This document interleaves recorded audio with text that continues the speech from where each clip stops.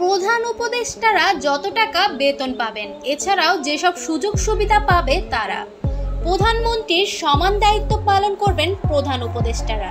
একইভাবে মন্ত্রীর সমান পদ মর্যাদার দায়িত্ব পালন করবেন উপদেষ্টারা।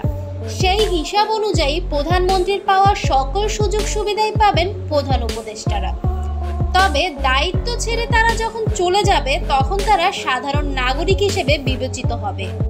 এক্ষেত্রে শুধু প্রধান উপদেষ্টারা দায়িত্ব ছাড়ার পরে সরকারি ব্যবস্থাপনায় 2 বছর আবাসিক সুবিধা পাবেন। বঙ্গভবন সূত্রে এসব তথ্য জানা গেছে একজন প্রধানমন্ত্রীর কাজ হলো সঠিকভাবে দেশকে পরিচালনা করা, তবে বিনামূল্যে এই কাজ করেন না তিনি। এই জন্য চাকরিজীবীদের মতো মাসের শেষে মাইনে পান বাংলাদেশের প্রধানমন্ত্রী। সেই সঙ্গে তিনি পান একাধিক সুবিধা। বাংলাদেশের প্রধানমন্ত্রীর বেতন মাসে 1,15,000 টাকা। এছাড়া তিনি মাসিক বাড়ি ভাড়া পান 1 লক্ষ টাকা, দৈনিক ভাতা পান 3,000 টাকা।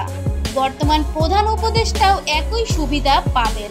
প্রধানমন্ত্রীর মাসিক সুবিধা ছাড়াও যাতায়াত খরচ, বাড়ি ভাড়া, ডেইলি অ্যালাউন্স, ইন্স্যুরেন্স সুবিধা, কূটনৈতিক পাসপোর্ট, নিজের দপ্তরের এবং অন্য টেলিফোন ব্যয়, চিকিৎসা সেবা সহ আরও অনেক সুবিধা পেয়ে থাকেন সরকার প্রধান, যা তার পুরোটাই দেয় রাষ্ট্র।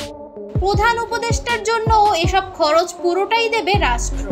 সো ভিউয়ার্স, প্রধান উপদেষ্টাদের বেতন এবং অন্যান্য সুযোগ সুবিধা জানতে পেরে আপনার কি মতামত তা অবশ্যই কমেন্ট করে জানিয়ে দিন। আর ভিডিওটি দেখার জন্য আপনাকে ধন্যবাদ।